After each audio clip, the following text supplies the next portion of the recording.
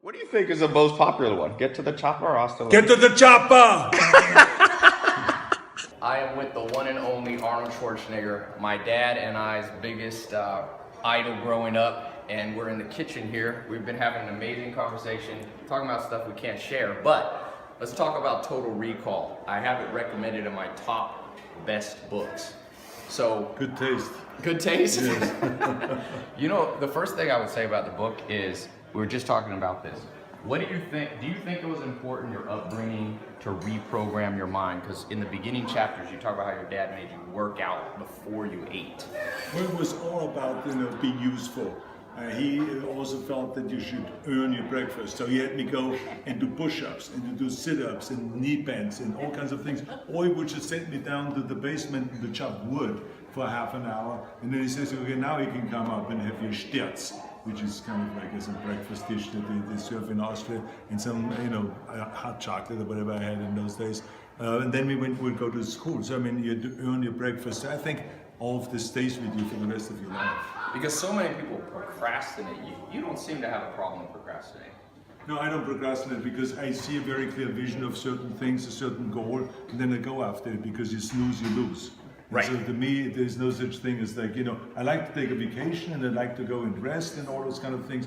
But when I'm on a mission and when I go after something, I go after it with vengeance. There's no stopping. Yeah. Now, number two, 3 points. So number one, your upbringing. Number two, and we talked about this a little earlier, what is the secret for somebody watching? Because all throughout the book, you thought bigger than everybody else. When it was bodybuilding, you were saying you didn't just try to become Mr. Austria, you want to be Mr. Olympia. When it came to movies, you didn't just want to be in a movie, you wanted to be the biggest, highest grossing movie star of all time.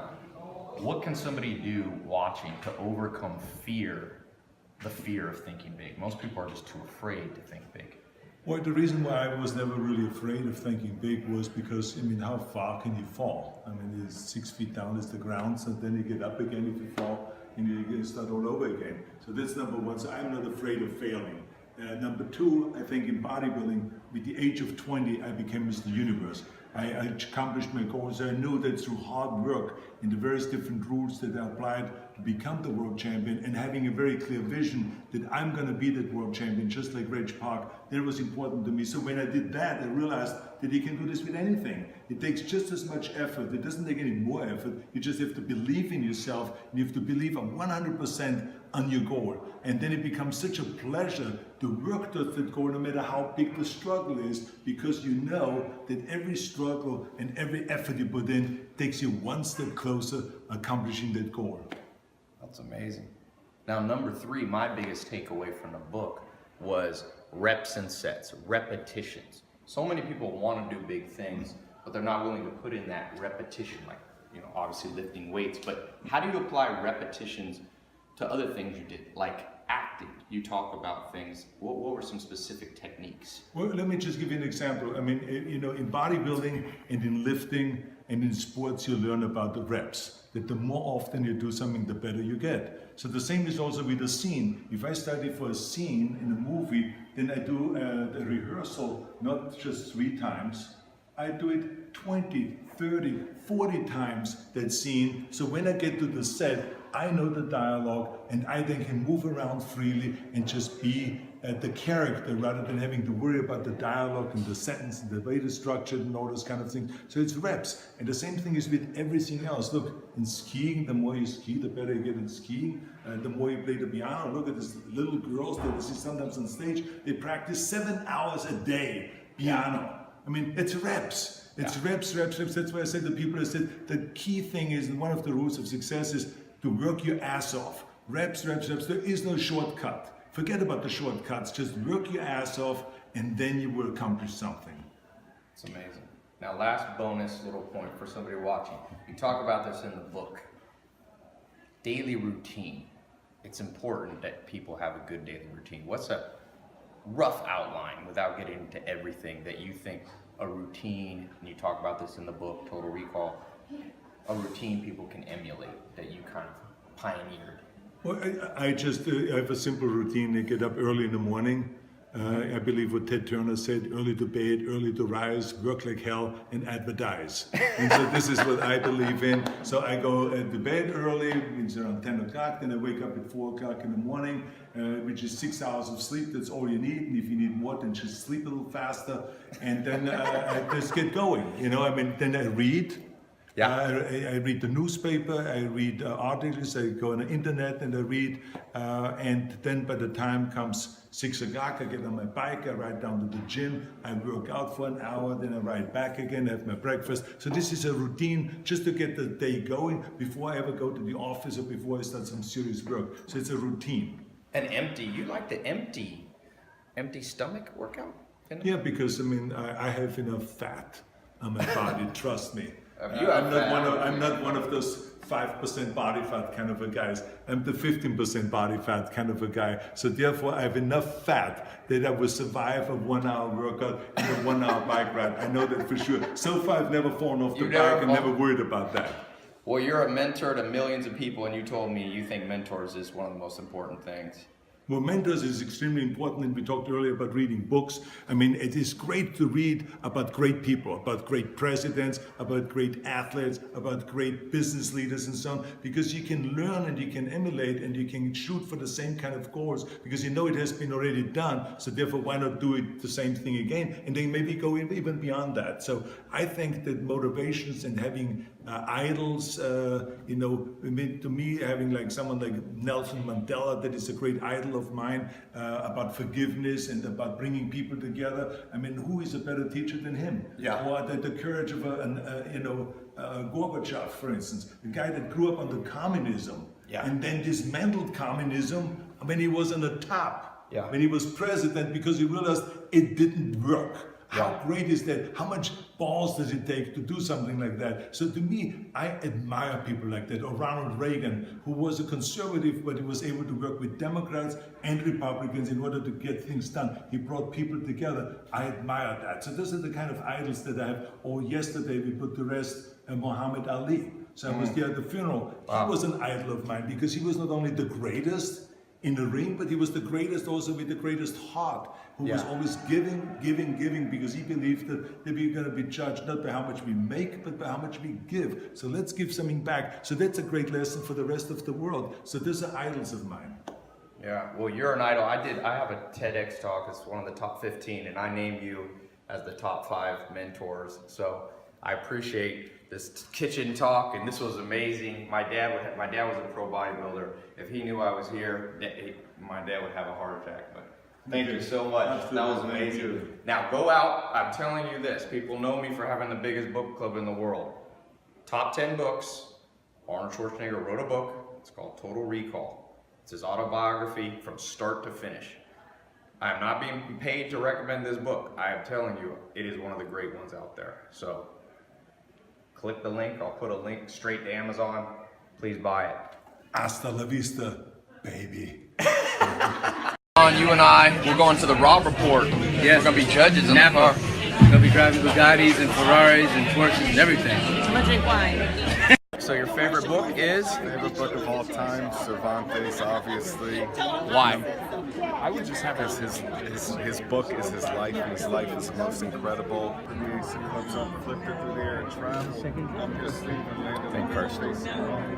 No. Are you gonna jump? Yeah, turn.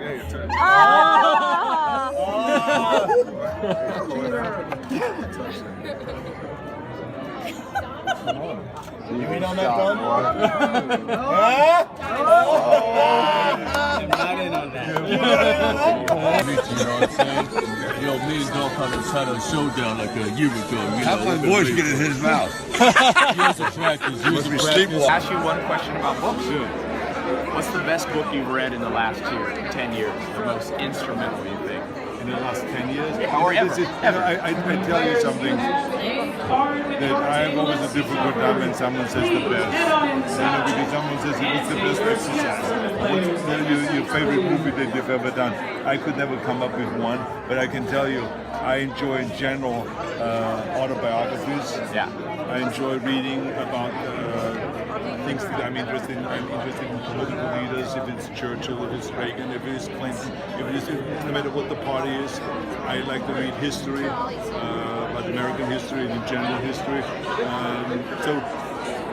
And then I read a lot of scripts. Think big.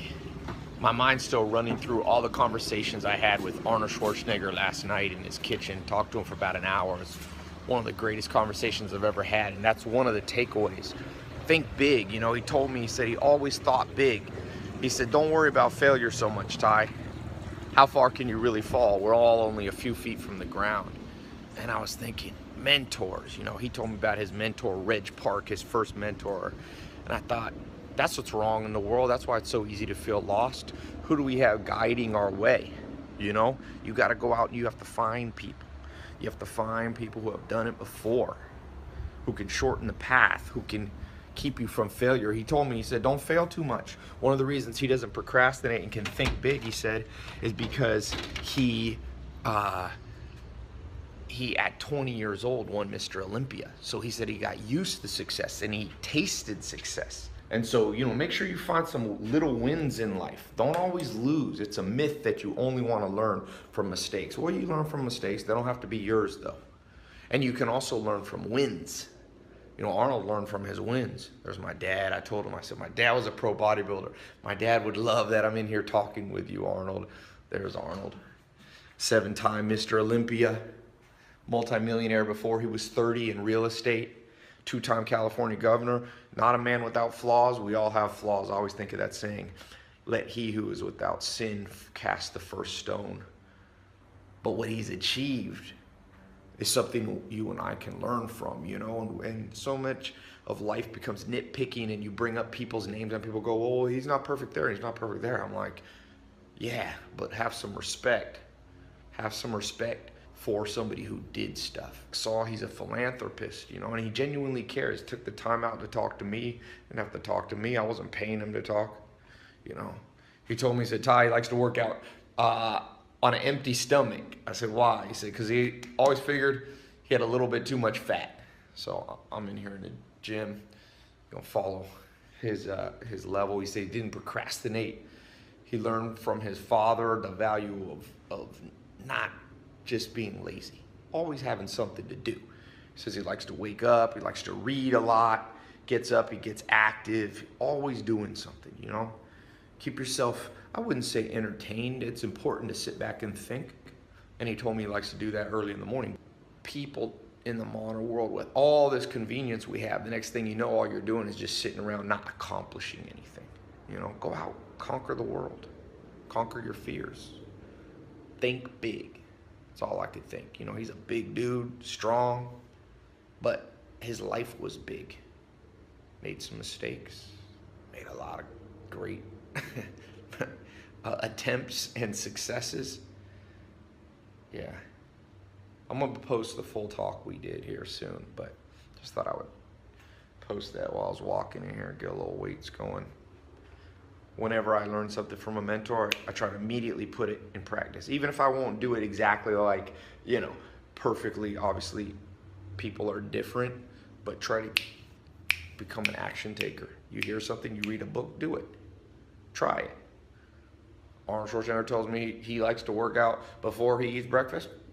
Hey, can't get a better piece of advice from a you know, man who achieved, like I said, 7-time Mr. Olympia.